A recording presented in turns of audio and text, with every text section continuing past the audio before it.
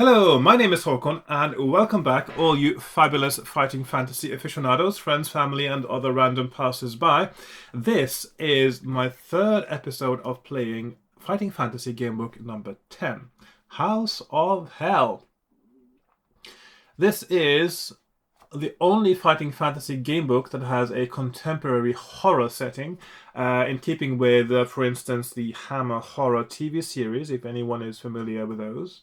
There is surely what is a haunted house. You you crash your car in the middle of the night, literally in the middle of the night. Well, it's a few minutes to midnight when you arrive into this little strange bubble of the world here, and inside this house, strange things are going on. You know that based on my 2 playthroughs so far, I know there are ghosts. I know there are people who seem to belong to some kind of strange secret society. I know there's a nobleman or a lord or something who I've heard, based on what I've been told by some of the ghosts, he needs to die for all this to stop, whatever that is, and he can only be killed by a very specific weapon that I haven't found yet. So it has a really nice atmosphere, and it's got zombies. It's got zombies, yes, don't forget, it's got zombies, and it's got a vampire as well. In fact, it's got lots of the ingredients you need for a good classical horror story, and it's got a really nice atmosphere, and it's quite a difficult one to do as well. Excuse me. I have heard people say this is a really tricky one to actually win. And I think it is because it's one of those that you need to play it several times just to find out the right path. Once you know the right path, on the other hand, perhaps it's not that difficult. But I quite like those books, actually. What I don't really like so much are the ones that, even if you know the right path, the things you have to fight on the way, for instance, are so tricky that it actually is very unlikely that you win unless you got really good stats. I think that's a bit unfair, to be honest. But the puzzle for me, I think, should be to find the right path. I think that's the most enjoyable. So there we are, Steve Jackson. And I believe this may be his... Is this his last... I think it's maybe Steve Jackson, Fighting Fantasy Founding Fathers, last Fighting Fantasy book written by him. I think it is, actually. It's a bit of a shame because of course he did the Sorcery series, which technically weren't really part of the Fighting Fantasy series, although they're often considered to be part of the same canon of books. Right, well, let's get into it. The third time, and last time I got frightened to death. The time before, I picked up some keys that had been lying on a hob, and they were glowing hot, and I burnt my hand and I screamed, and the cultists came and locked me up. So this time, what will happen? I don't know yet. I'm excited to find out. Okay, so I'll be with you in a few minutes as we get ready to play House of Hell.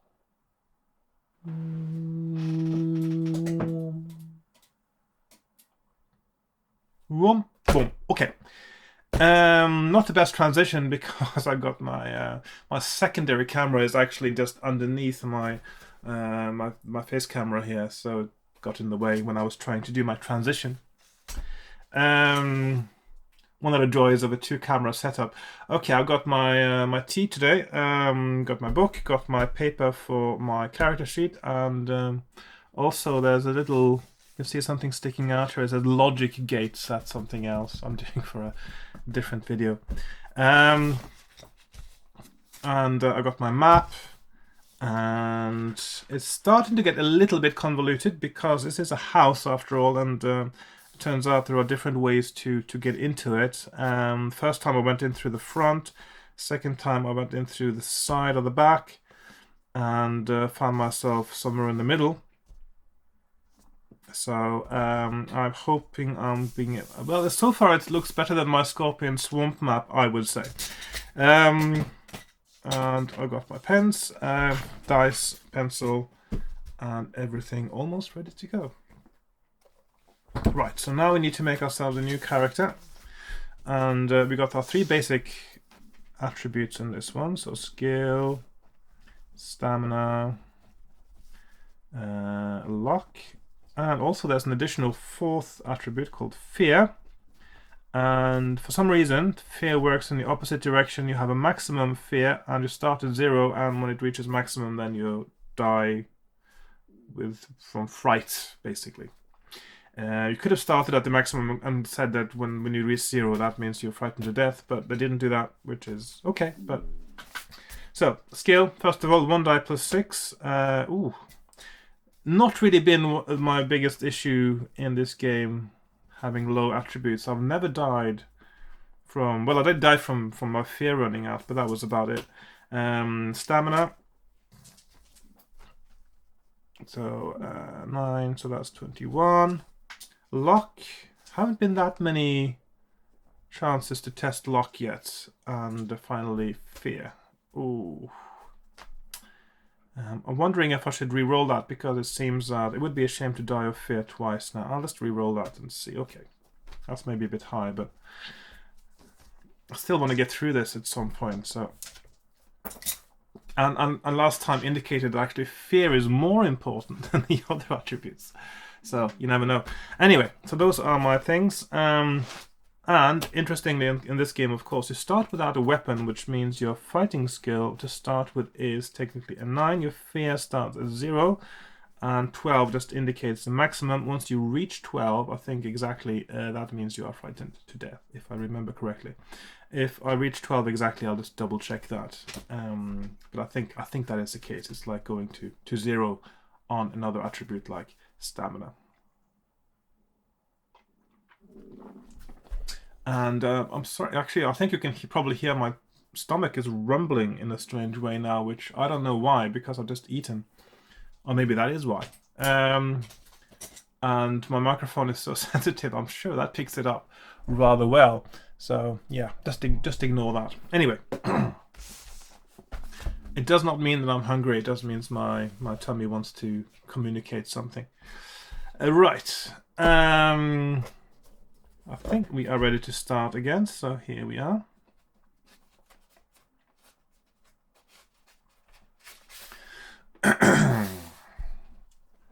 The rain spatters the windscreen relentlessly. You can see no more than a watery gloom as you strain forwards over the steering wheel to see the road ahead. Although the wipers flap valiantly, they are fighting a losing battle as the rain drives harder and harder. Your foot eases off the accelerator. Headlights struggle to light up the road. Damn. You curse the white-haired old man who'd sent you off along this bumpy track. Probably he meant the second turning on the left, or even a right turning. The old fool. Perhaps this is his idea of a joke. After all, didn't you notice a mischievous glint in his eye? Something vaguely sinister? But what sort of nonsense is this? So you've taken a wrong turn and got caught in a downpour in the night. The rain will ease off soon. It can't possibly keep up this deluge for long. Excuse me. And then you'll be able to... Watch out! You spin the wheel frantically to the left to avoid the figure who, from nowhere, shows up in the headlights. The car bumps and jolts as it bounces over the rocky roadside and thumps into a ditch. You collect your thoughts. You are unhurt, but shaken. Then you remember what has happened. The body. You must have hit the figure which appeared. There was no way you could have avoided him. You spring out of the car, praying that he's still alive. Your clothes soak up the rain as you hobble back to the road. In the darkness it is difficult to see anything, but there is no sign of a body. You consider the situation. Are you certain that it was someone and not a trick of the light? Yes, you can remember the arms held up in fright as the car collided, and the look of anguish on his face. His face. There was something familiar about that face. A man you recognized. An old man with white hair. Your heart leaps. No, impossible. With a shiver of fear, you race back to the car, jump inside, force the key into the ignition, and twist it violently. The starter coughs, splutters, and dies. You hit the key again, but this time a single shudder is all the engine can manage. You grasp the wheel with your hands and shake it desperately as if to force some life into the car, but the battery is dead. Your car is certainly not budging from the ditch tonight. Your situation is hopeless, but now the plight of your car is paramount. Where can you get help? You passed a garage at Mingleford, but that was some 20 miles away. As if in answer, a light appears in the distance. Someone has switched on a bedroom light. What a stroke of luck! It was at least 15 miles back that you passed the last house, and you happened to have broken down just a short distance from someone's home. Oh, how lucky we are. You button up your coat and open the door.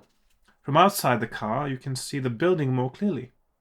Just ahead on the left, the drive winds up to a large house. It is a good 5 minutes walk away, and by the time you reach it, you will be drenched. But how else can you call the garage?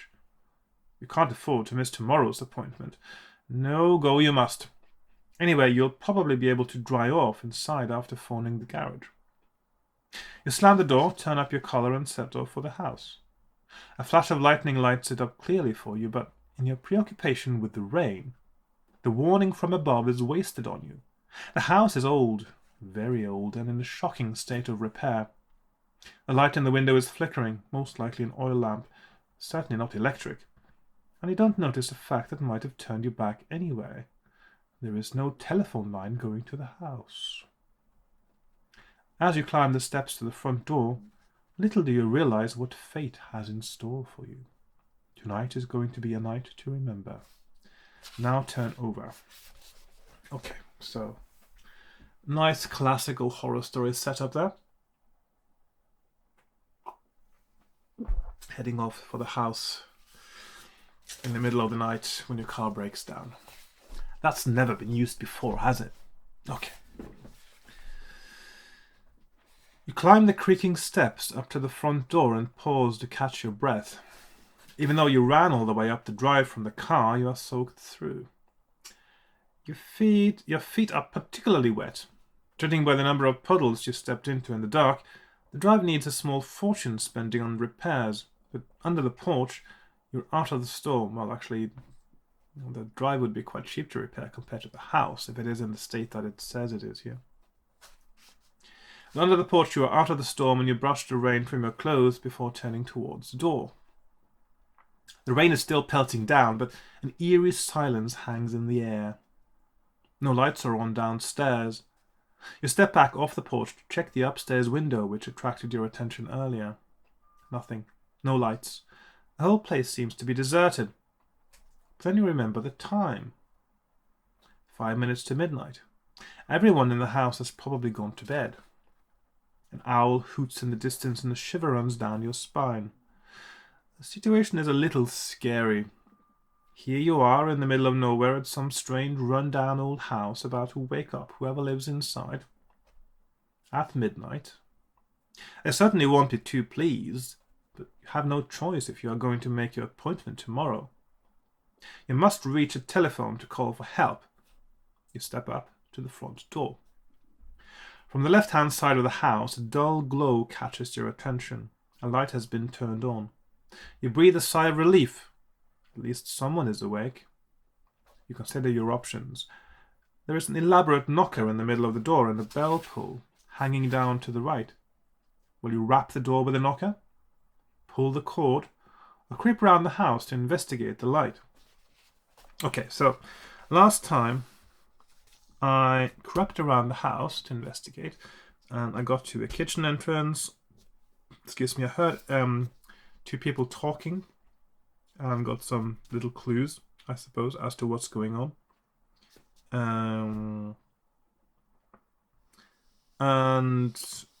But of course when I entered and tried to pretend like I was part of what was going on, they sussed me out really quickly and knocked me unconscious and left me in a room somewhere else in the house.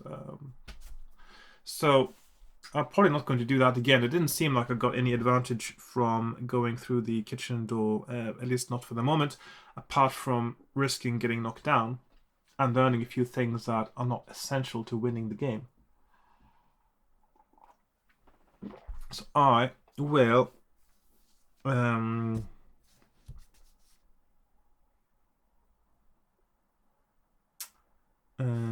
let's see. 137. Oh, what's this 137 there?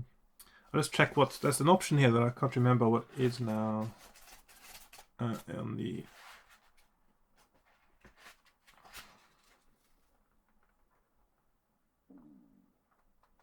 Yeah, okay. But I'm going to knock on the door, I think, because it seemed that going in through the front entrance is actually something that works rather well. Now, pulling the cord has pretty much the same effect as using the knocker, so you're given two options that basically have the same effect, which is fine. So, I'm going to just knock on the door using the knocker. So 3, 5, 7. A few moments later, the door handle turns slowly and the door opens. Standing in the doorway is a tall man dressed in a dark suit with tails. His long face is solemn. Yes? He asks indignantly. You smile nervously and explain your situation. Your car is broken down, you need to reach a telephone, and you are soaked to the skin. The man's face remains expressionless. Come in, he orders. The master is expecting you. Follow me. He leads you into a reception hall and tells you to sit down while he informs his master of your arrival. Turn to 8. You sit down in a solid carved chair and look around. The reception hall is certainly not what you would have expected from the outside. It is elegantly decorated with rich tapestries and fine oak panels. A number of portraits line the walls. A sturdy 16th century table is set against one wall. While you wait for your host to arrive, turn to 277, study the paintings, or hunt for a telephone. Now, in my previous one, I looked at the paintings, and I got a hint, which I think was the one about needing a... The one about needing the knife? I don't think that was about needing the knife, but certainly about a little hint about what was going on there, but I also got a little bit of fear from it, but I do get a fear point back later potentially. So, and there are other paintings there as well, so maybe there's something else useful there. I'm going to look at the paintings again because there were 3 of them, and I only looked at one. But maybe I looked at the right one though. 3 portraits are particularly interesting. When you look at a beautiful young woman wearing a tiara, a middle-aged portly gentleman wearing half-moon glasses, or an elderly woman with grey hair and a cold expression. Now, I looked at the one of the young woman, and got some clues out of that. Now, today I'm going to look at the man with the glasses, and see if there's anything useful to be gleaned from that as well. So here we go. You study the portrait of the Duke of Brewster, 1763 to 1828. A rather elegant sort of chap, you think, as you stare at him, but suddenly you jump back. You could swear you saw his eyes move. A moment later your suspicions are confirmed. His eyes are definitely moving, directing your attention towards one of the doors in the hall. What is happening? Your car breaks down and suddenly you are in an elegantly decorated derelict house with moving portraits. When you sit back in the chair and wait for your host to return, turn to 277, or try the handle on the door that the portrait is looking at, turn to 391. Okay. You may, if you wish, look at another painting by turning to 250. So that is okay. Interesting. That gives us another option, which is to try the handle on the door that the painting is indicating. So 391, try door. Very interesting. Ah, yummy. Okay. So I'm going to check out that door, of course. I'm very curious now.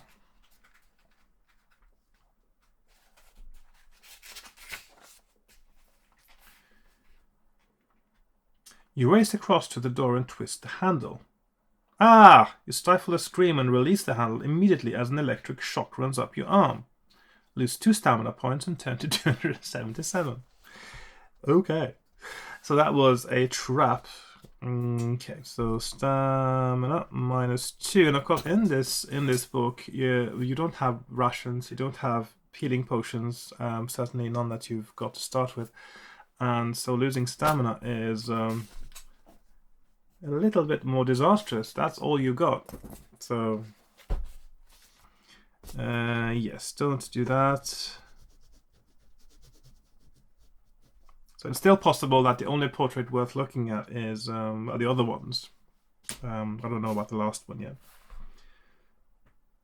Okay, and then I go to 277, which is the same as the one that is just waiting for the master of the house. Quick to catch your eye. Right. Footsteps. Someone is coming.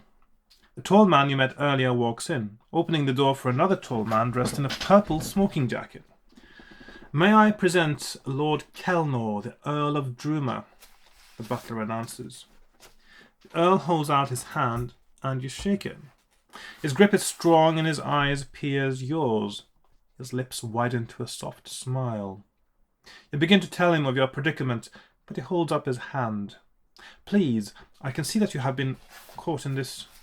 Please, I can say you've been caught in this filthy storm. Let us sit by the fire and we will see whether we can help. I'm not going to do the voices. I'm not that good at it. Anyway. Franklin's, tell the cook to... Maybe it talks like that. Franklin's, tell the cook to prepare some food for our visitor. You protest that you do not wish to be any trouble, but your host ignores you and leads you into a drawing room where a fire is burning. You take off your coat and sit down. The heat of the fire makes you feel comfortable once more. Franklin's returns with 2 glasses of brandy.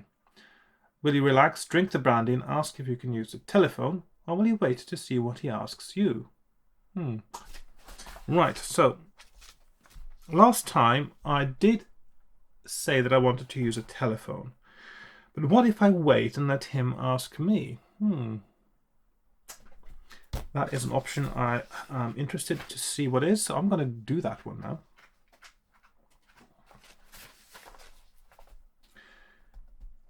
Your host is a little annoyed by your nervousness. Come, he says. There's no need to be afraid. Has your little accident caused you to lose your nerve? Drink your brandy, you'll soon forget your fears. As you watch him, your mind begins to play tricks on you. Is his expression one of genuine concern for your welfare, or is there a hint of something secretive in his eyes and smile? You shiver and your fear of the situation is evident. At one fear point. Okay.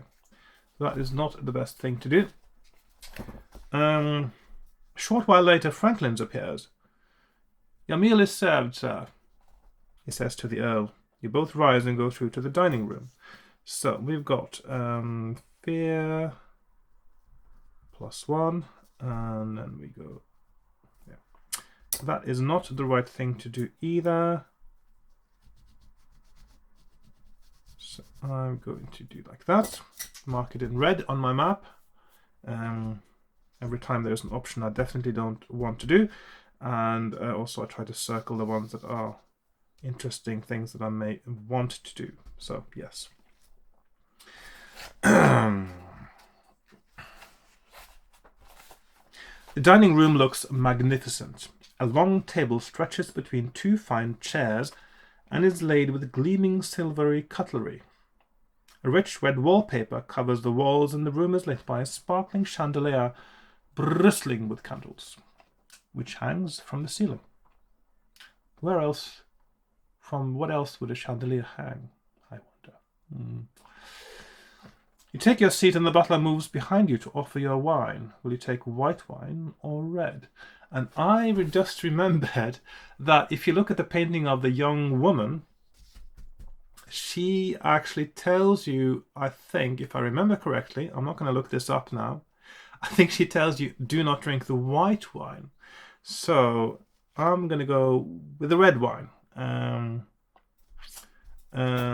So let's go to 395.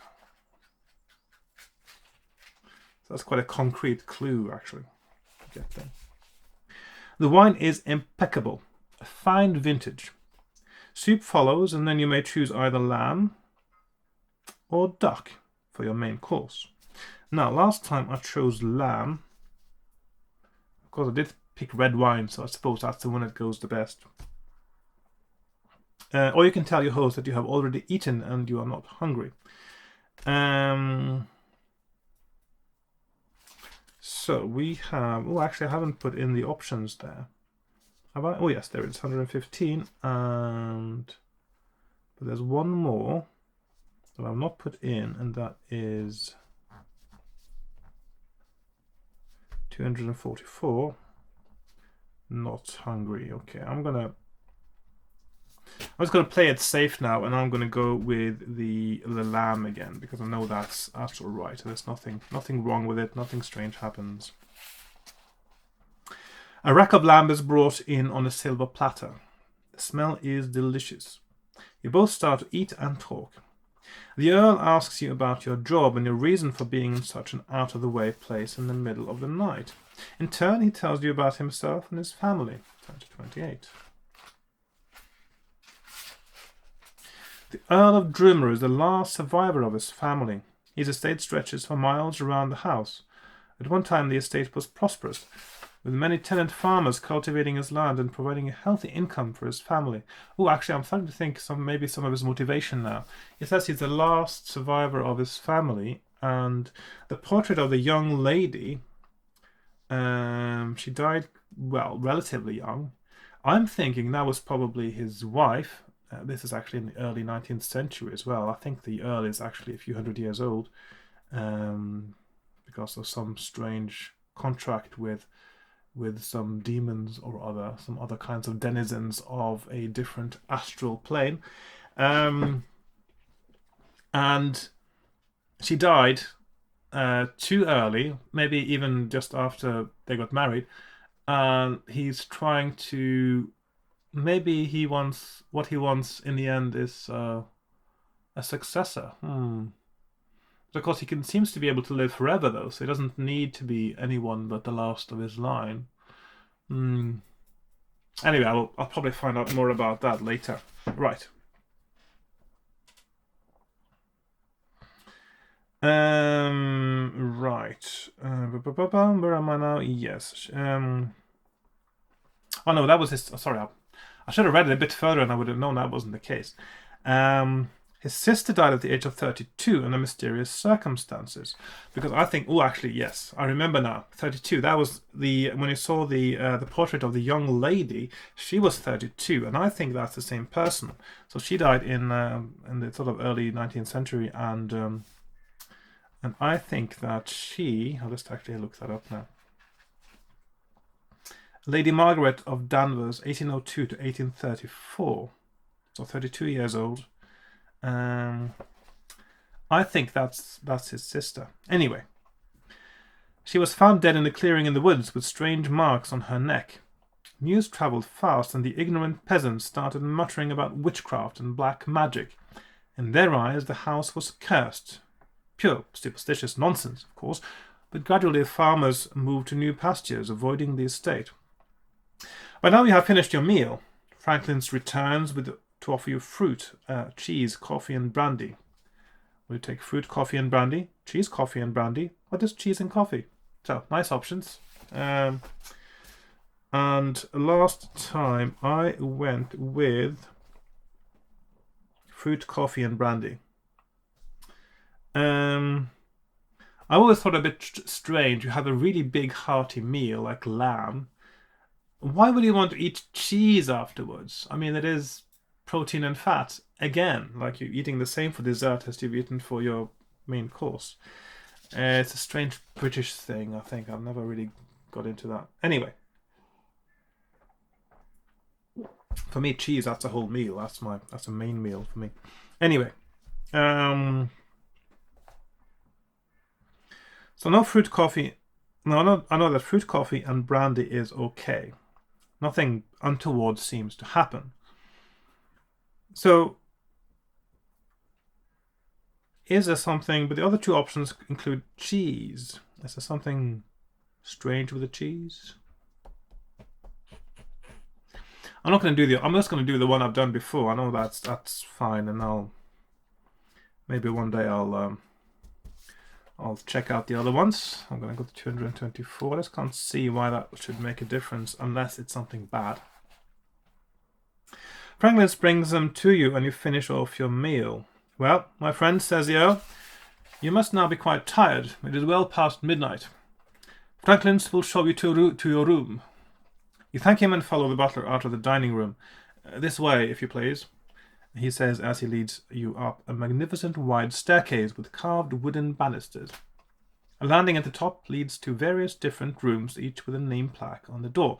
It takes you to one which reads Erasmus Room. Oh, hang on. Last time I got to the Erasmus Room and I thought that sounded familiar and I couldn't find it on my map. But actually that is the same room where you get taken to. Aha, that is interesting. So that means that... Now where is the Erasmus Room from last time? Oh, anyway, there might be some... Maybe there's some overlap somewhere. Anyway, I'll figure out the map at some point. He opens the door, wishing you a good night's sleep. Turn to 5.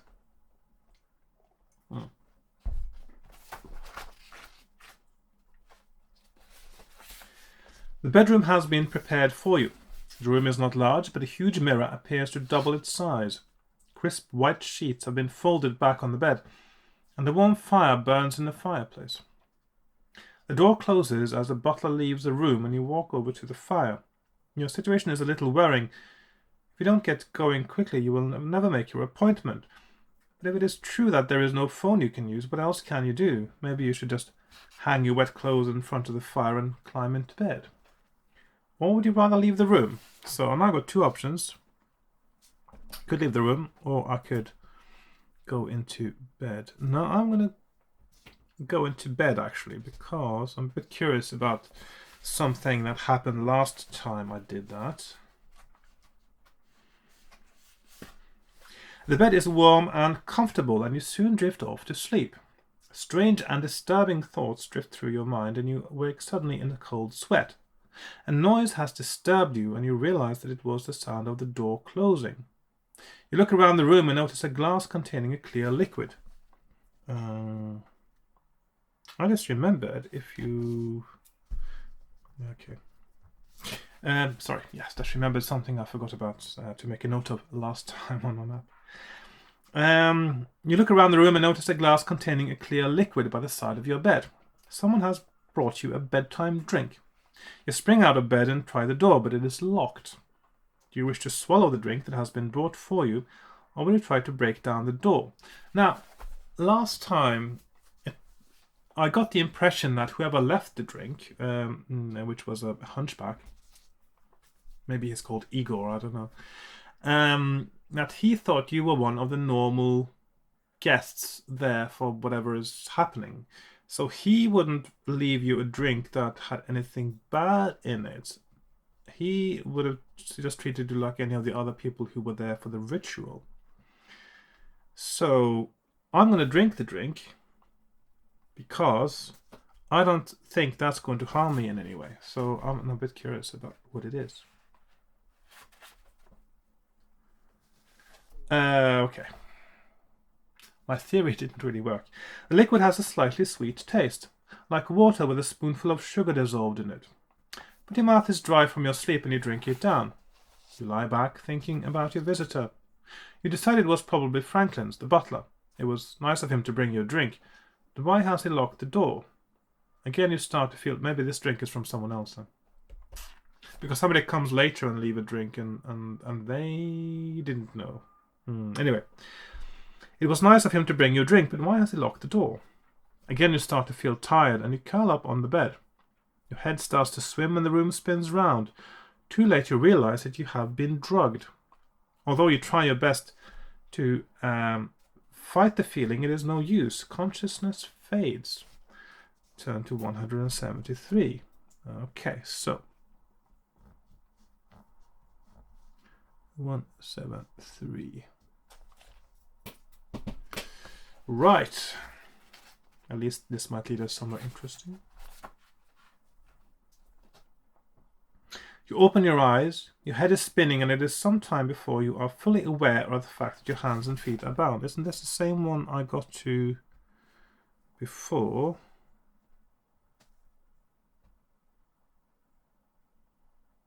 Ah, yes, it is the same one. Okay, so 173 is the same paragraph as the one over here. And I'll just link those together now.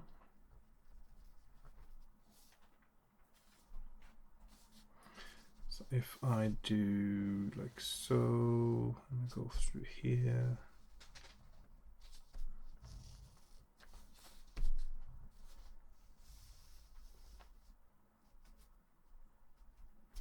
Okay, so I'm back where I was last time, really.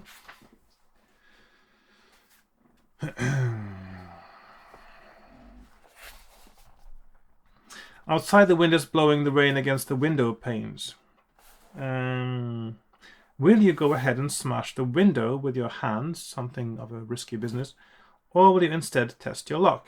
If you want to test your luck, turn to 136. If you do not wish to use your luck here, turn to 360. I don't have much luck at all. So, hang on, I've got a notification. Oh, yeah, okay. Ooh, got a new subscriber on YouTube just now. That's kind of cool. Okay.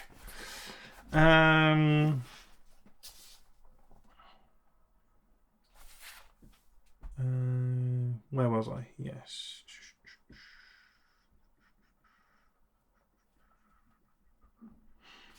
Yes. So smashing the window so you can cut yourself loose, and testing your luck. I've got so little luck, I want to save it for other things. I'm not going to use luck here.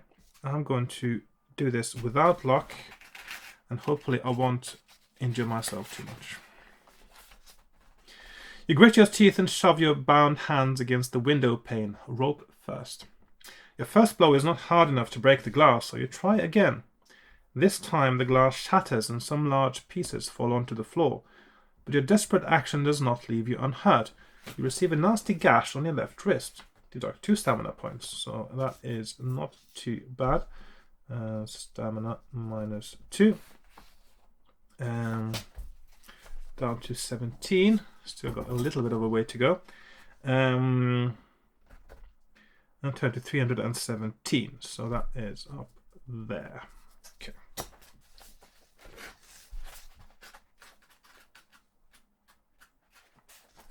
You cut yourself free and massage your wrists to get the circulation moving again. Then you walk over to the door to try it. It is not locked. You try the handle, open it a little, and look outside. Your room is on a first-floor landing. Facing the door is a balustrade, and looking over the banisters, you can see the entrance hall below. To your left, there are 2 doors in the corner of the landing, which runs along to the right. If you wish to go this way, turn to 287. Looking to your right, the landing runs past another door and then turns to the left. To go this way, turn to 33. Last time I went... let's see, right, and I found myself up here. So maybe this time I should... Hang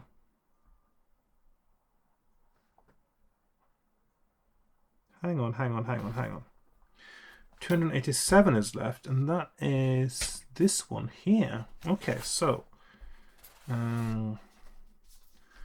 these are... So that is this black line going up here.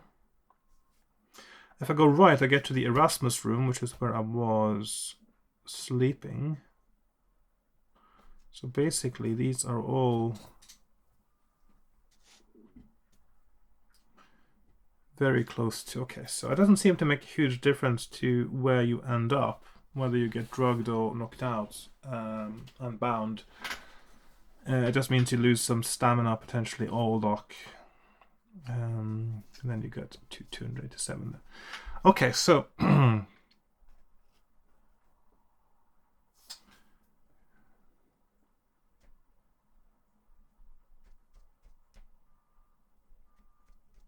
What was 73? I'm just...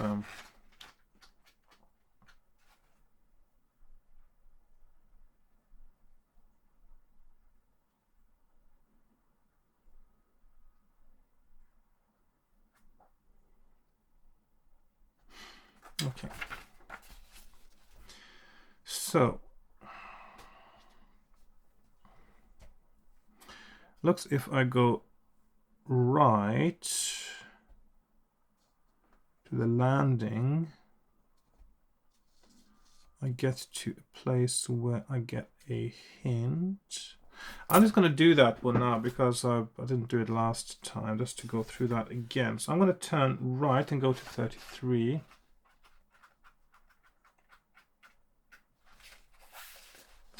A short distance further along the balcony, you arrive at a door with Azazel written on the nameplate. If you wish to try this door, turn to 358. If you would prefer to continue, turning to the left and following the landing, turn to 229. Okay. So I'm going to go to the landing. I've done the Azel Room before. I can't remember what there is there now. You follow the landing round until you reach another door on the right-hand side. A nameplate identifies it as the Erasmus Room. If you wish to enter this room, turn to 140. Ahead of you at the end of the passageway is another door. If you wish to go there, turn to 332.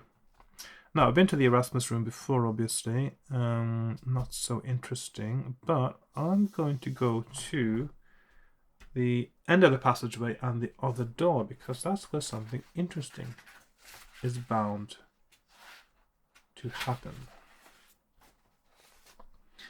At the end of the corridor ahead of you is a stout wooden door. While you are considering whether or not to try this room, a noise behind you startles you. You spin round, only to find that the wind is rustling wall hangings. There is nothing to be afraid of. You turn back and are amazed to find a faint white figure has appeared in front of you. This apparition is a young woman in her early 20s with long flowing hair. She is dressed in a white bridal dress which has seen better days. It is ripped and torn. "Oh, thank God I have found you in time," she says. "I must talk to you immediately. Come, let us go into this room." Will you follow her into the room? Or do you suspect a trap and would rather turn back? Whichever you choose, you must add 1 fear point for your encounter. So we've got my fear now up to 2. Okay. And I'll just make a note of it here. Fear +1. I'm up. I'm going to follow her and go into the room.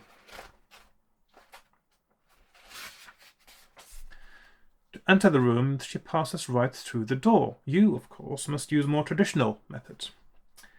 You turn the handle and walk into the Apollyon Room. It is an elegant bedroom. Fine floor-length curtains hang along one wall. I'll just make a note of the Apollyon there as well. Apollyon.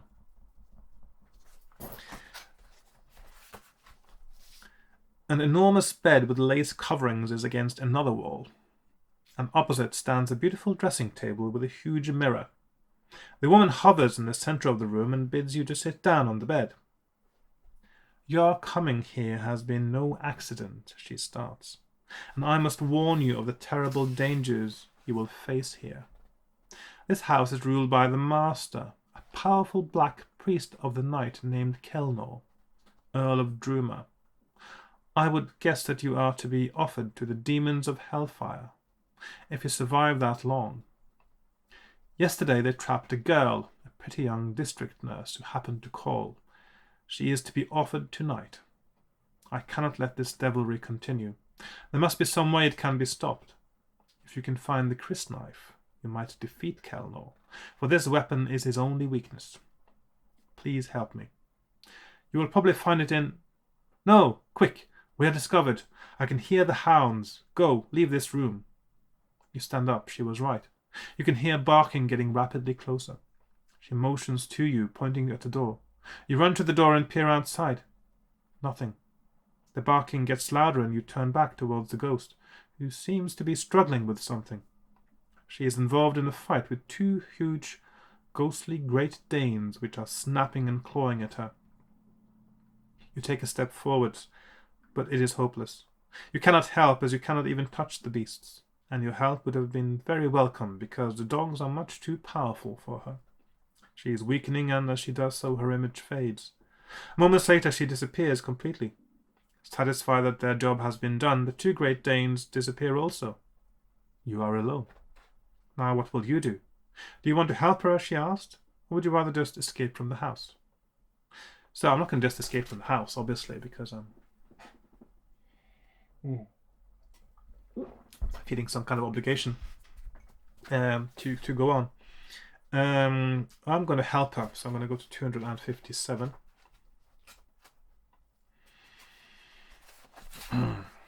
So this is where we are told now. Of course, we are told there is some kind of demon devil worshipping. We know there is a human sacrifice. We know somebody is to be sacrificed, and I can help her.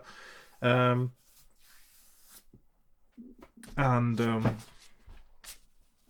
don't know how to defeat Kelnor, except I didn't get the location of the crest knife suitably. Yes, you consider your best plan as you walk down the passageway. You turn right along the landing and 2 doors are on your left. The first has Azazel written on its nameplate and the second Mephisto. Do you want to try either of these rooms? If so, you may enter the Azazel room by turning to 358 or the Mephisto room by turning to 298. Now, I've done Azazel before, and in the Azazel room I did actually find a weapon. Maybe that is the way to go.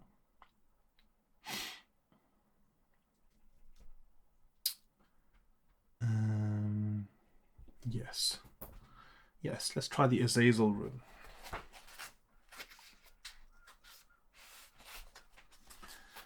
The door opens and you peer into the room. You quickly check that there is no one inside and are relieved to find it's empty, but full of clutter. It seems to be a crude scientific laboratory of some sort. A brass telescope points through the window towards the sky.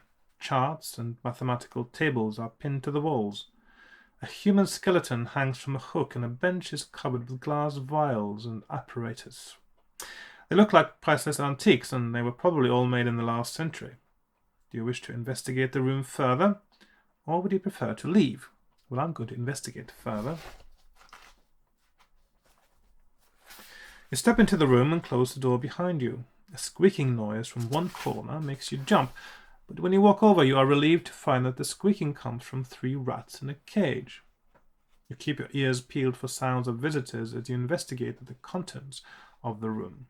Do you wish to look through the drawers, examine the liquids in the glass vials, or look through the cupboards? Now, this is one of those places in a fighting fantasy book where you only seem to be able to do one of your choices. You can't go back and do the other ones, which I quite like, actually. Now, last time I looked through the drawers and found a weapon. Now, the thing is, there are other places to find weapons, surely. I did find another one the first time I played.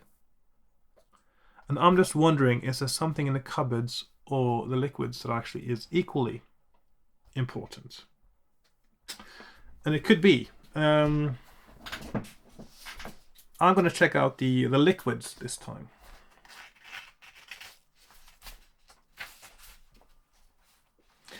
At the end of the bench is a rack which holds 4 glass vials, and each vial contains a colored liquid.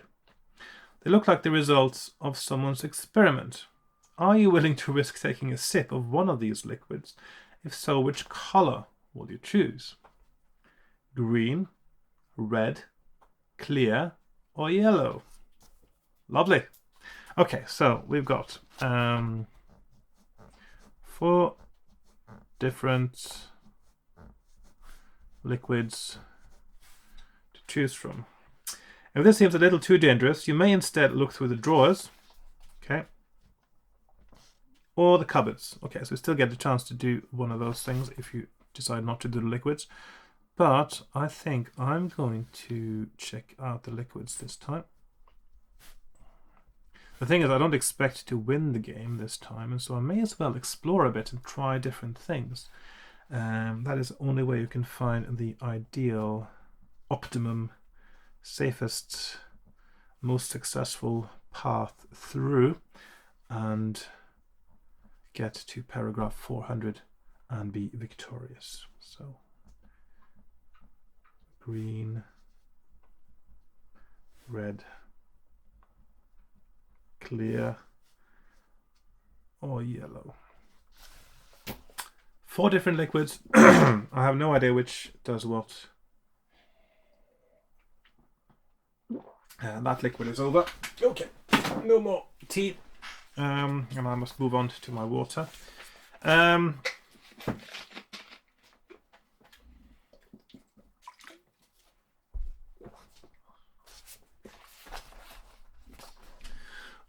going to do the green one.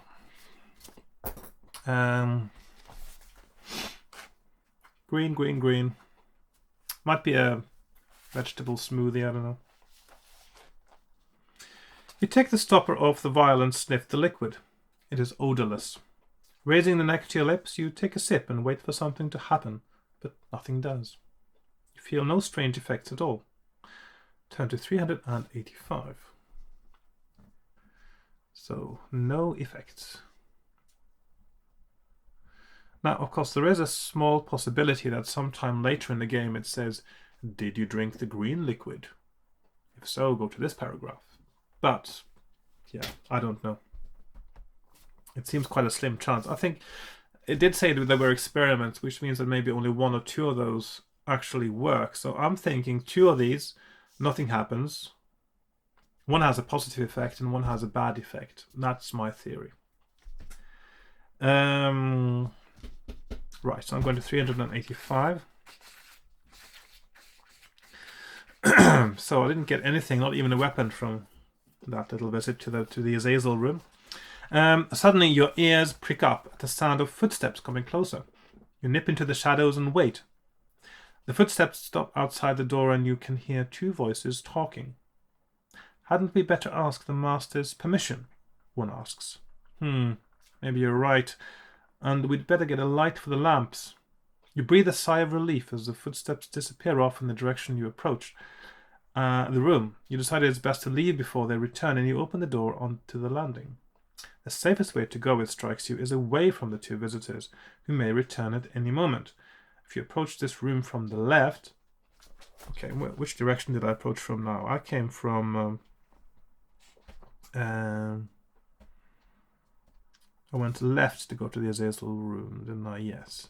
So I approached from the right, which means that I'm going to leave now to 26. It's going to be my next...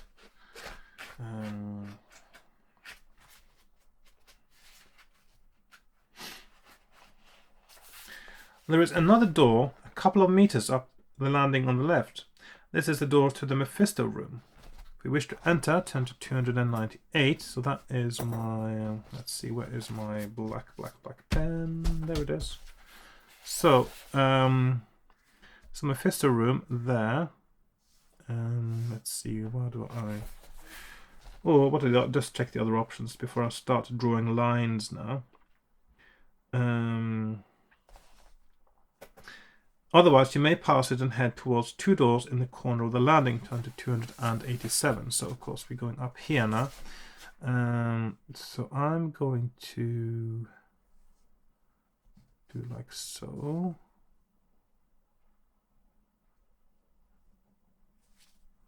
Pass by here.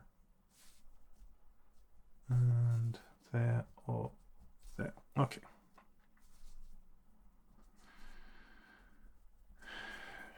So Mechester Room or the landing. Now, I did not check out the Mechester Room actually. I see there's an option I haven't tried forcing it open yet. The handle turns and the door opens a little, but it is caught on something and will not open any further. Do you wish to try to force the door, or will you leave it and continue along the landing? Now, there is an option to force the door, and I haven't done it yet, so I'm going to try to force the door and see if I can find out what's going on here. You heave the door with your shoulder. The wood creaks and it opens a little further, enough to let you into the room. It is small and bare, and the cold damp wind swirls through it, billowing the curtains. The window pane is smashed and the floor beneath the window is sodden from the rain. You look at... Hang on, have I been in here before? I've been in here before, yes. I just didn't make a note of it. So, rope. There we are.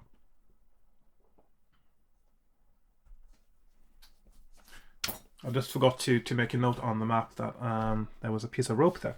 Okay, so nothing unusual in the room apart from a frayed length of knotted rope. You may take this with you if you wish and leave. As you pull the door to you, you find a piece of glass wedged underneath it, which was making it stick. You turn left out of the room and continue along the landing. 287. So there we are. That's also why I forgot, because I hadn't actually drawn the arrow on the map indicating where it went to next. You walk up to the two doors in the corner of the balcony. The one on your left is named Balthas, and the one in front of you has no name. Wish to enter the Balthasar Room, turn to 299. So in the Balthasar Room, there is...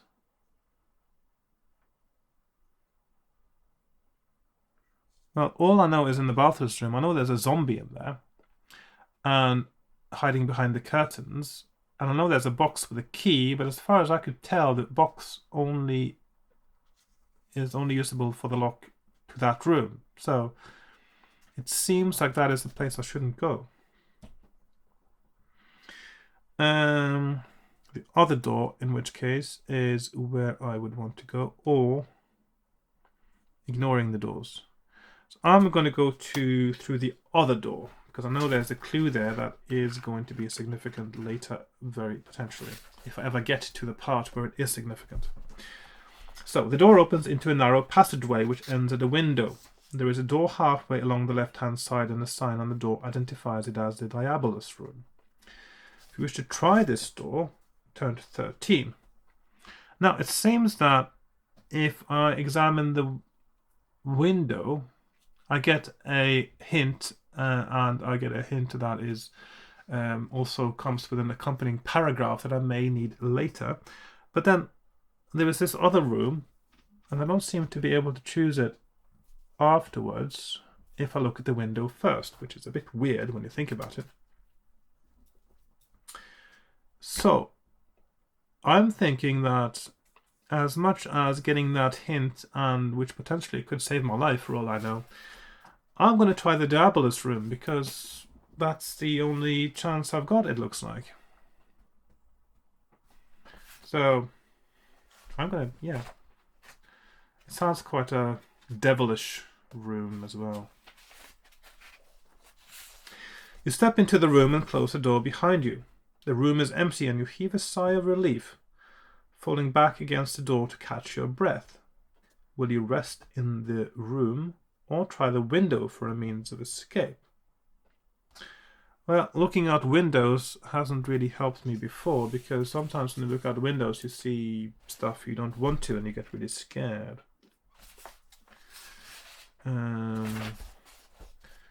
So I'm going to see, so my two options are rest, 372 rest, 107 window.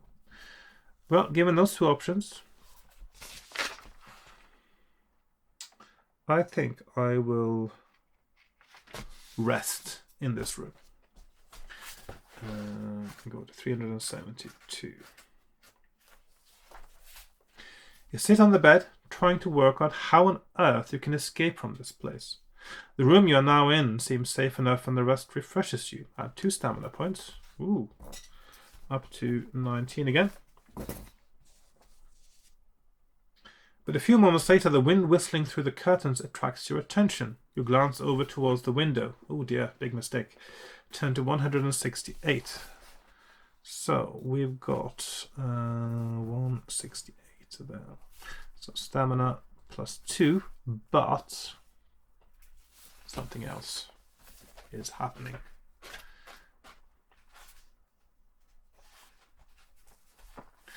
A soft voice is calling your name. You leap back against the wall while across the room a strange shape is forming. A human figure is passing through the very wall itself and entering the room. At least, the figure is almost human. But its head is missing.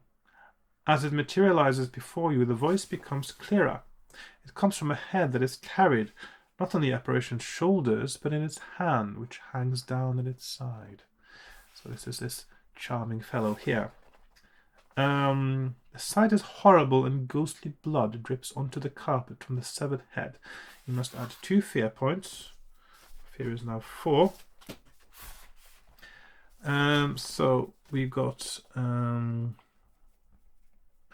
fear plus 2. Will you stay to hear what the ghost has to say? Got 124. Or run from the room, 382. So let's see, we've got 382, leave, or 124, listen. So I'm going to stop and hear what he has to say. So I've already taken my fear hit, hopefully, from it. So I might have an important message. The disembodied head speaks. Prepare yourself for death, miserable mortal, it gloats. For the evil that is in this place cannot be escaped. The house of Droomer has drawn you here for one purpose. Before the night is out, you will join me and my companions in the nether world. Our fate will be yours. You will forever haunt the place that has caused your death. With these words, a mocking laughter filled the room. The apparition turns back through the wall, and as it does so, the laughter fades, but the fright will give you 2 fear points. Add these to your total and leave the room. So, okay, not a good idea then. 6. At least I've got quite a healthy sense of fear this time. So that is another fear plus 2. So definitely not a good idea. And can we go to 382?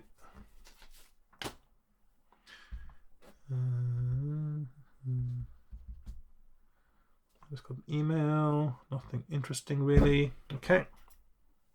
Well. Oh yes.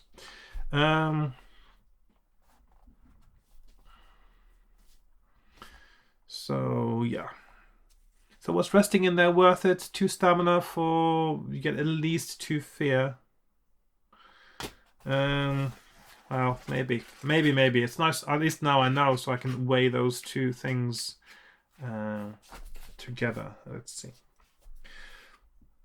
You leave the Diabolos Room and are standing once more in the narrow corridor outside. You wish to turn left to investigate the window. So now you're given a chance to do the window. Okay. Or would you rather return to the landing and follow it round? So that's 193. So that is down there. Okay. So I'm going to check out the window now, because I know that's useful. Curtains are drawn across the window, and you approach cautiously.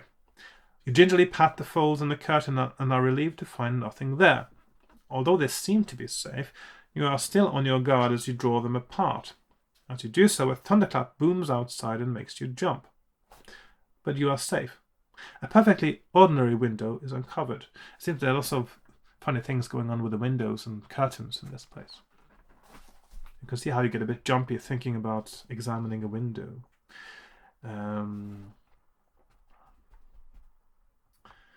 However, the heavy iron bars on the outside are a little worrying. Through the window you can see nothing but the rain running down the pane of glass. But curiously, the rain is avoiding one area. Could it be that the wind is blowing the rain away from this corner? You bend down to take a closer look. Written in the condensation which has formed on the glass is a message. You read 3 words. Modana in Abaddon. You repeat this message to yourself and then rub it off the window, in case anyone else should see it. This message may be useful to you, and you will realize when it is. If later in the adventure you want to use the message, turn to reference 88. So we got Modana. in Abadan and turn to 88. Do not turn to 88 now. Now you must head back to the landing and turn left. Turn to 193. So this is quite a curious thing. I'm still very curious to find out what this message is and what it does and where it does it as well.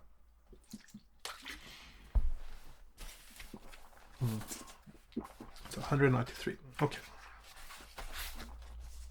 A short distance further on, you come to the top of the main staircase, which leads downwards. Immediately opposite the staircase is an unmarked door.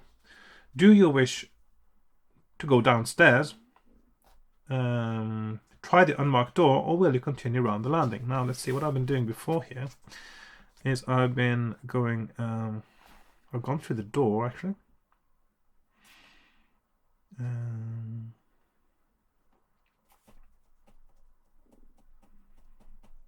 I've not been downstairs yet. I'm not sure if...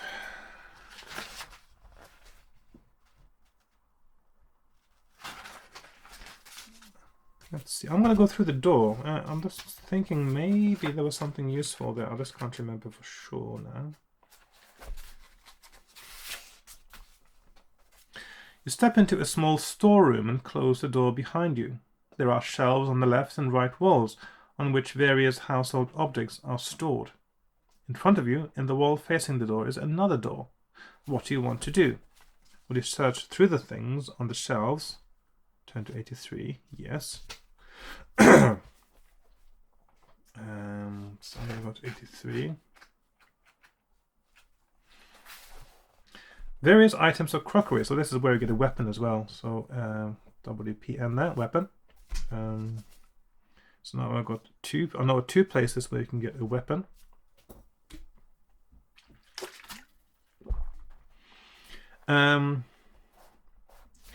Including a sharp meat knife, which you might like to hide under your coat to use as a weapon in the future. This sharp knife will allow you to add 3 skill points in the fight. So now I've lost my penalty of 3 points because I'm now armed and dangerous. On one shelf you find several cloves of garlic. Yes, ubiquitous garlic. You can't have a fighting fantasy book without a vampire and garlic.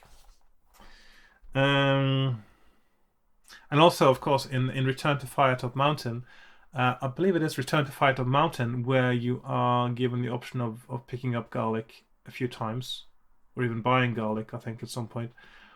But there is something else. If you pick it up and you have garlic, then something bad happens. So it's almost like, yeah, it's probably the first and possibly the only time in a fighting fantasy book where having garlic is a bad thing. Probably because people got so used to the fact that there was garlic and vampires, and Ian Livingstone wanted to sort of poke a little bit fun at the people who got so used to it, and they thought, oh yeah, garlic again, there's going to be a vampire, and then they make sure that we are definitely getting the garlic, and then they die because they picked up the garlic. Never mind. Just an aside there. Interesting aside, hopefully.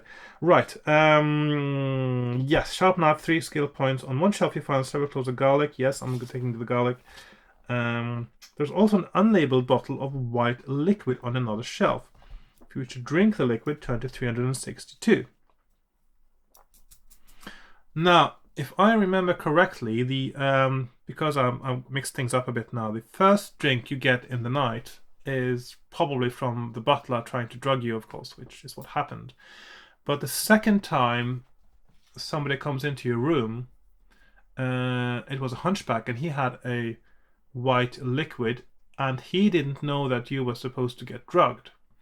So it may be that the white liquid is something that is beneficial to you. So I want to drink the liquid and find out.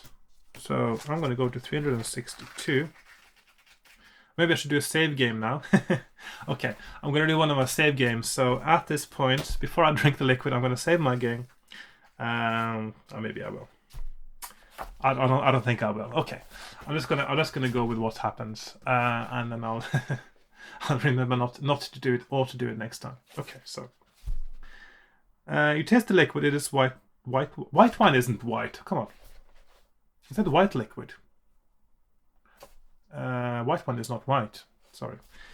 You taste the liquid. It is white wine. You drink some more and it warms you. You start to feel a little lightheaded and dizzy. Then suddenly you feel a stab of pain in your stomach and you double over. But there is no relief from this pain because you have drunk a bottle of poisoned wine. In a few moments you will lose consciousness and in 5 minutes you will be dead. You will never make tomorrow's appointment after all. Well, I guess I had another appointment. Okay, so do not drink the wine, as they say in Blackadder. So that is the end. So, and for future reference, Steve Jackson, white wine is not white. Come on. When I said white, I thought it was something else. I wouldn't have, because I knew not to drink the white wine. Right, so that's my third run into the House of Hell, and I'm sort of starting to repeat some patterns here. So maybe I should actually think of it as a save game point. And you know what?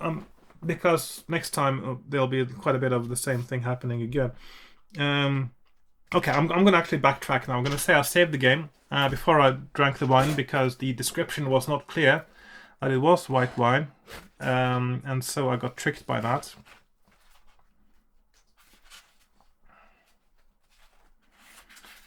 Because it says a bottle of white liquid. Yes, it says white liquid. Milk is a white liquid. White wine is a clear liquid with a hint of color, which is either green or yellow. And if it had been described properly, I wouldn't have drunk it. So I'm going to ignore that. I'm going to keep going, and I'm going to do something else. Okay, so I am going to. Where am I going now?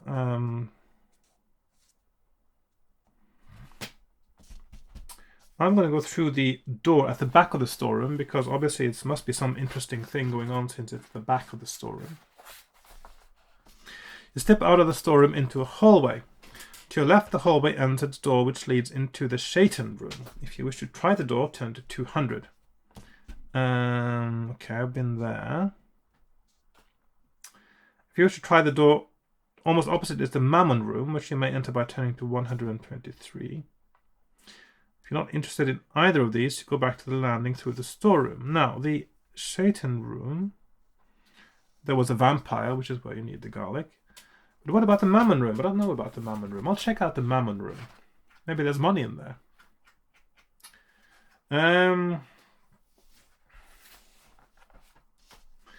The room you enter looks well lived in. It is a bedroom, and a large bed covered with a yellow bedspread dominates the room. It's quite useful to have a yellow bedspread if you're a bedwetter, isn't it? Anyway. Clothes are strewn about the floor, and a tap is running in a wash basin in the corner. The clothes suggest it is a woman's room, but no one is about.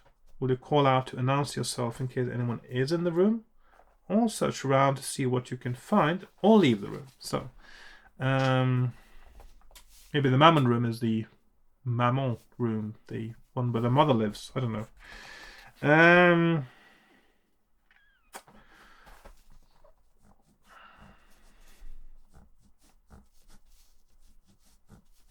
So we've got to leave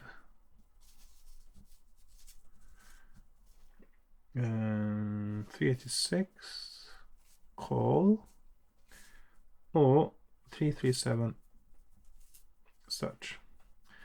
I'm going to very quietly search the room, I think.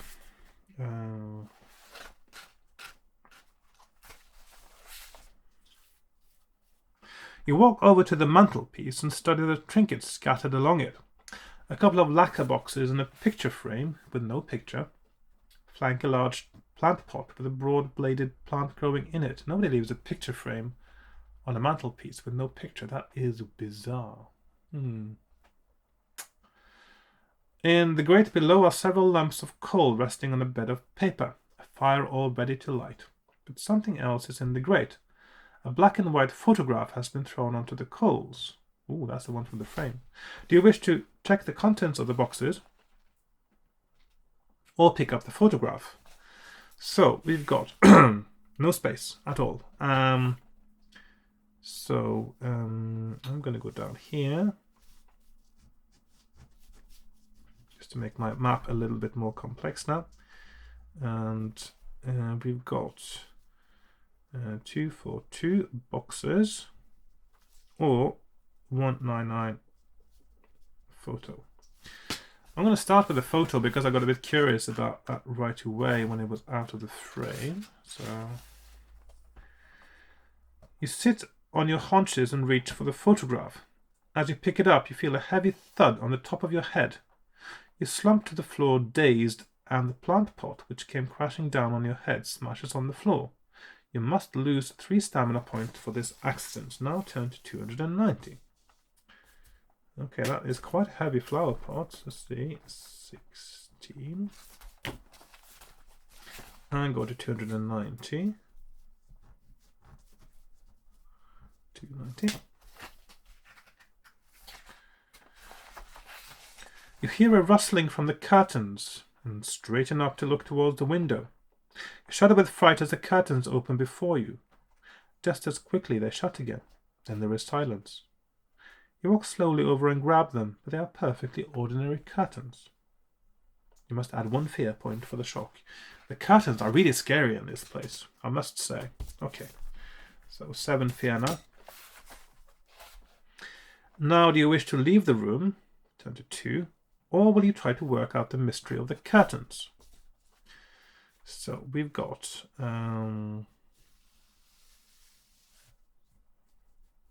leave or check out, find out the curtains. Forgotten about the boxes in the photo, haven't I? Okay.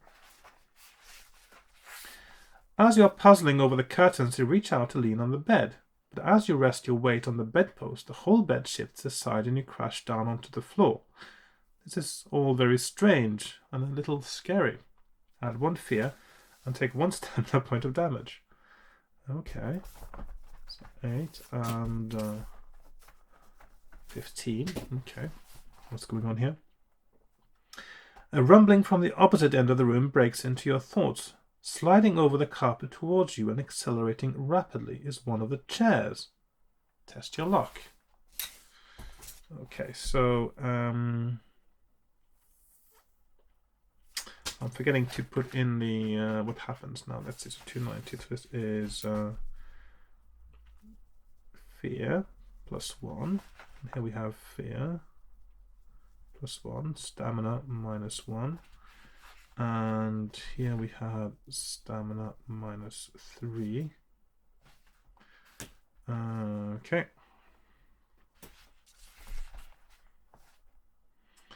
And then we have test luck. So we have test luck.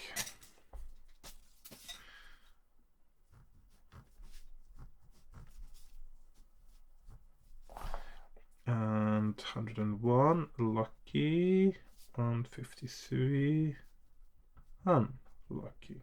And then my luck is only 8, so I need to roll 8 or better. And I roll an 8. So I am lucky. And go to 101. Seems to have a poltergeist in here. Oh, there it is. In the nick of time, you spring aside as a chair speeds past you and crashes into the wall behind. You escape injury, but you must add 1 fear point again. So my fear is now up to 9. I could have frightened almost anyone to death. You'd better now leave the room before the poltergeist inside does you some real damage. Turn to 2. Okay, so fear +1 again. Then we have to leave the room. So I'm going to take that up there. I still don't know what's in the boxes, but okay. That was quite a frightening room. You may now proceed either by turning right and trying the door of the Shaytan Room, or by turning left and following the passage, which bears right past 2 rooms labelled Asmodeus and Eblis, and then rejoins the landing. Okay, that's interesting. I don't think I've been given that option before. Which means that there's no room now. Is there? 272. Oh yes, hang on.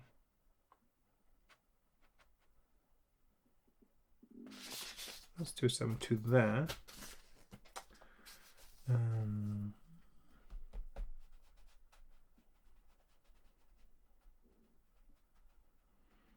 Okay, so I can't actually go into the Asmodeus and Eblis rooms by the looks of it. So I'm going to go into the Shaytan room then.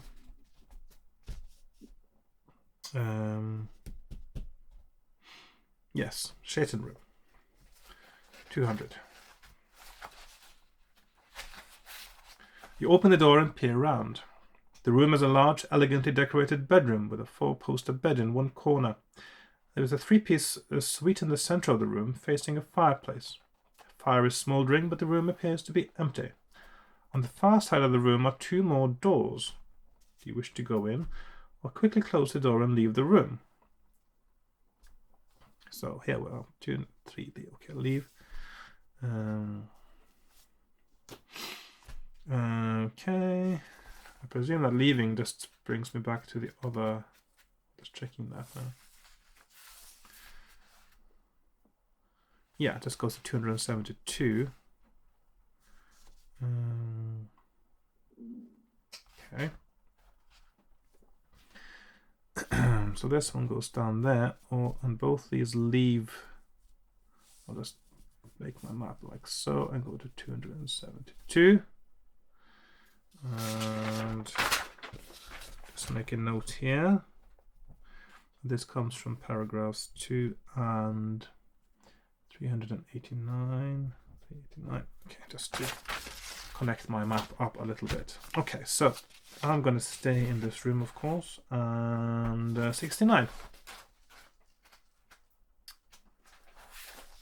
You step inside and close the door quietly behind you.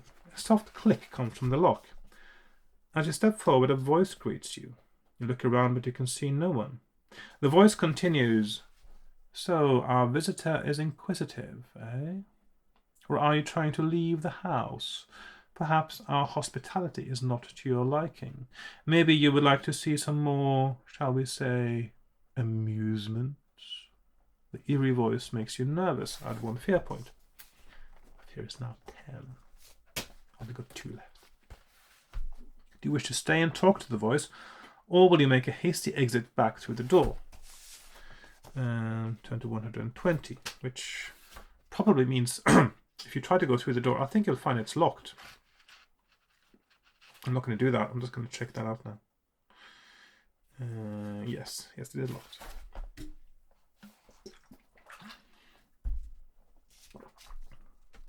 Because I heard a click from the lock. Oh, that's another thing that was missing actually from when you get to the zombie room that I was in last time. There was actually a continuity error where you can find the key and without realizing that the door is locked. So there should also have been the description of a click coming from the lock as you enter. Anyway, so I'm not going to try to leave. I'm going to talk to the voice and go to 291.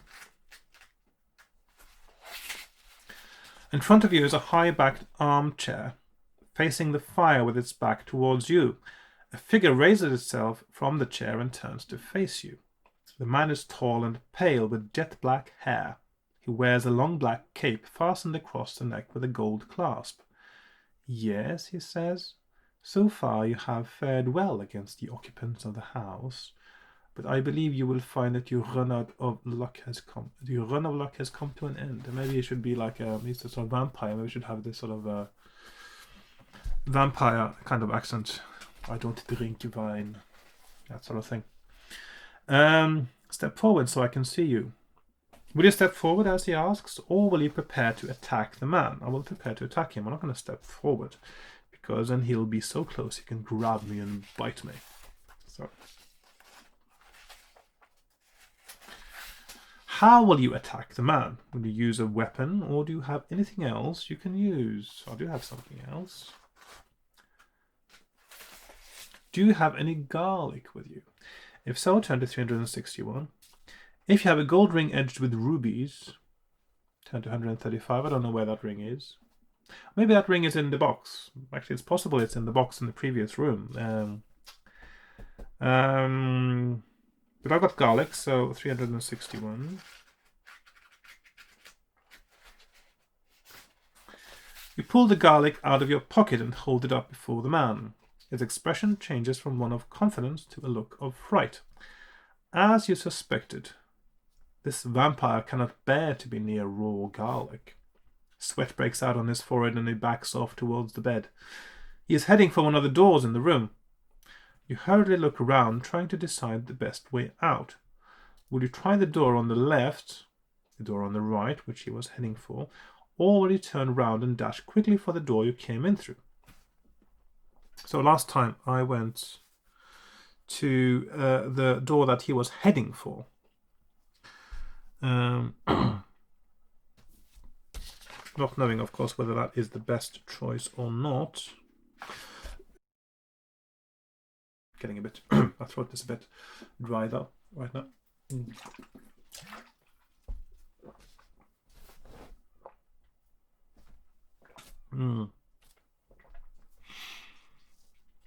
Because my theory was that since he's heading for that door, then maybe that's the best way to go. But there is another door. I'm a bit curious, as you know. Maybe I want to find out what the other door is. So I'm going to try the door on the left this time. Oh. That is a big mistake. Okay. The vampire's eyes light up as you open the door. Although you didn't know it, this was just what he was hoping for. So actually I made the right decision last time based on the hints. This is one of the things I like about Steve Jackson books is you often get hints, and if you pick up on them, you actually know the right thing to do. It's not just random. As the light from the room falls onto the faces of the vampires, two undead slaves, their eyes open and they step out of the cupboard towards you. The hideous grey-green decaying faces of two zombies follow you as you step away from them. Attack! Attack! Yells the vampire. They obey. Resolve your combat with them one at a time. Okay, so we have 7, 6, and 6, 6. And this seems to be the wrong thing to do. I'll just put that down there. Right, so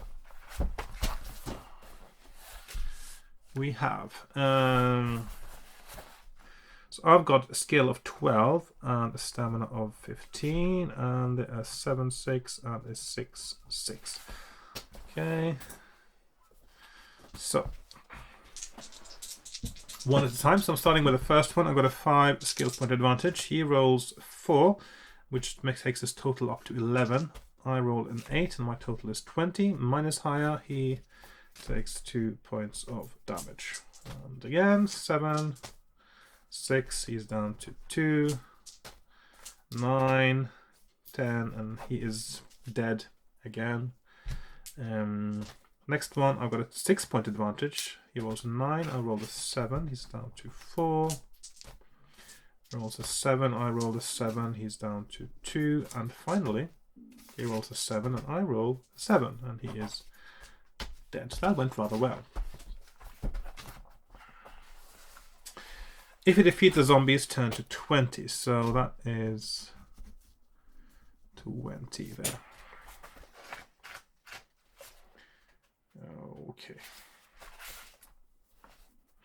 As the slaves fall dead on the floor, well, deader, the vampire rises to his feet, ready to finish you off. You quickly hold up your garlic and he stands his ground. But what can you do now? You may either try the other door or head back for the entrance door.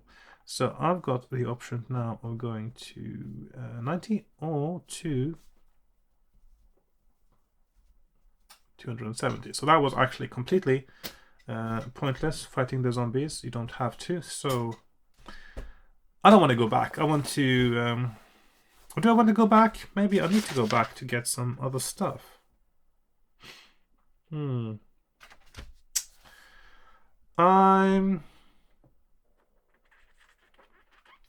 Okay, I know going to 270 sort of leads to downstairs, or there's a kitchen there.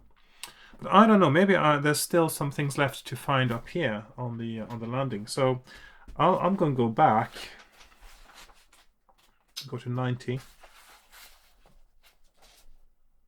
Oh. You fling your garlic at the vampire and dash for the door. He shrieks as he tries to brush it off, but this will at least keep him occupied for a few moments more. However, your luck is out. The door is locked, and the vampire is now striding towards you, his eyes firmly fixed on yours. Do you have a gold ring edged with rubies? Oh dear. I think I'm in trouble now. So I've forgotten that going back was the door was. I've forgotten that the door was locked, so going back probably isn't an option. Otherwise, turn to 326. Okay, so I'm going to 326. No ring.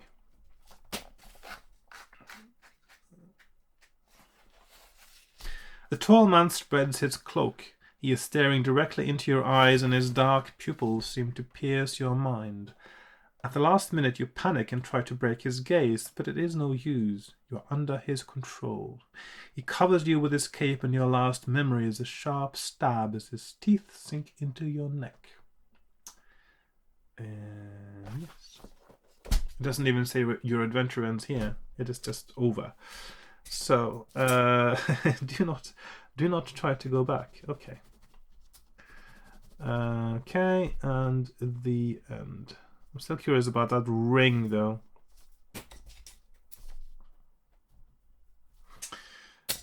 Okay, so I've figured out a few more things I'm not supposed to do, which is always a result.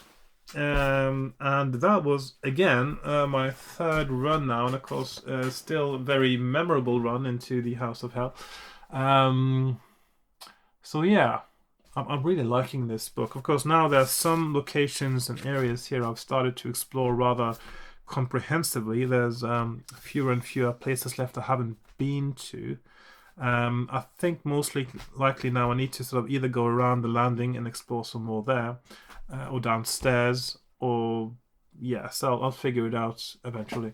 But I'm really enjoying this book. Still, I would say this is my favorite so far in the series, based on my last few playthroughs. Although admittedly, of course, I haven't played that many of them. I played only, how many is it now? 12 books. 12, 50, 13, and yeah, this is the 12th book I'm playing this time around. Of course, I used to play some books back in the old days, but the thing is, I don't think I finished playing that many books. I didn't play them as much as I should have done, and only ones I played a lot was things like Warlock of Firetop Mountain. Definitely, I think I might have played A Forest of Doom several times as well. And Scorpion Swamp, I used to play that a little bit as well. So yeah, this is my favorite, I think, and I'll be looking forward to playing it again, and I hope you'll be looking forward to it too. Thanks for watching, and I hope you enjoyed this. If you did, please leave a like, a comment, subscribe if you haven't done so already, so you're ready to find my next Fighting Fantasy playthrough video. I've also got other stuff on my channel, of course, which you may or may not be interested in, but if you're not interested in the other stuff, just ignore that and just look at the Fighting Fantasy ones. So thanks for watching, and yeah, goodbye for now.